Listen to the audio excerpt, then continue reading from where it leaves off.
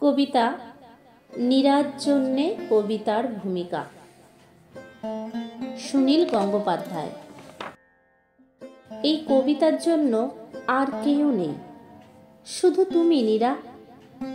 এ কবিতা মধ্যরাত্রে তোমার নিভৃত মুখ লক্ষ্য করে।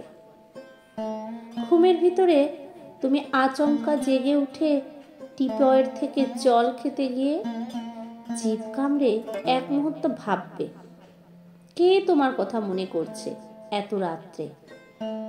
তখন আমার এই কবিতার প্রতিটি লাইন, শব্দ, অক্ষর, কমা, ড্যাশ, রেফ ও রয়ের ফুটকি সমেত ছুটে যাচ্ছে তোমার দিকে।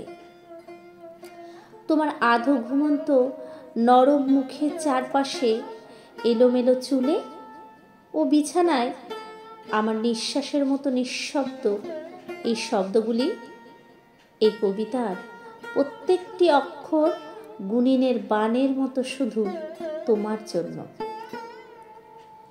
এরা শুধু তোমাকে বিদ্ধ করতে জানে। তুমি ভয় পেও না, তুমি ঘুমো। আমি বহু দূরে আছি, আমার অহংকার হাত তোমাকে ছোঁবে না। এই মধ্যরাত্রে আমার অসম্ভব জেগে ওঠা উষ্ণতা, তীব্র আকাঙ্ক্ষা ও চাপা আর্তরব তোমাকে ভয় দেখাবে না। আমার সম্পূর্ণ আবেগ শুধু মোমবাতির আলোর মতো ভদ্রহীন। শব্দ অক্ষরের কবিতায় তোমার শিয়রের কাছে যাবে।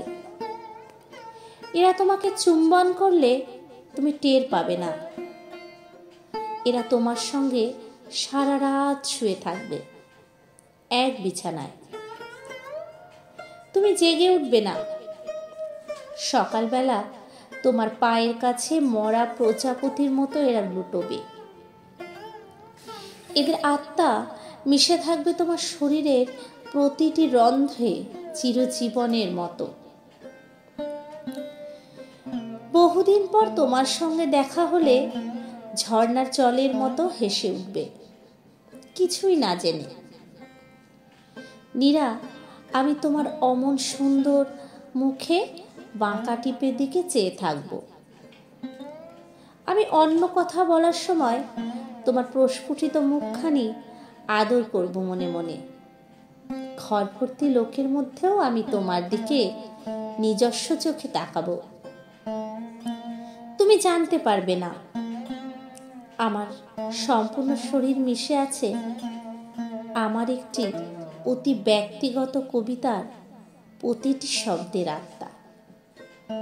সমাপ্ত।